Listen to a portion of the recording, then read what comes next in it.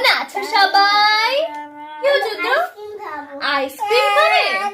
এই গরমে রুদ্র কিন্তু প্রতিদিন আইসক্রিম খেতে চায়। শুধু শুধু কি বাচ্চাদের বরফের আইসক্রিম কিনে দিলে হবে?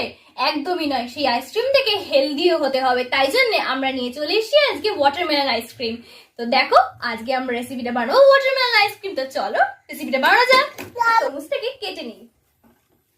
তরমুজের কিউবগুলো এবারে আমরা বের করে নিই। চলো তরমুজের কিউবগুলো থেকে জুসটা বের করে নিই। তরমুজের জুস বেরিয়েছে, তো লেবুর রসটা জুসের মধ্যে দিয়ে দিল। এবারে ওয়াটারমেলন জুসের মধ্যে চিনিটা দিয়ে দিল। আইসক্রিম মোল্ডের মধ্যে জুসটা দিয়ে দেই। সব পড়ে যাবে রুদ্র।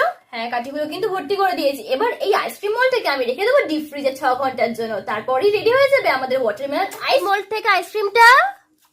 ওয়াও, কি সুন্দর ওয়াটারমেলন আইসক্রিম! আর খেতে হয়েছে, রুদ্র খেয়ে বলো কেমন হয়েছে বলো। আর খেতে হয়েছে অসাধারণ।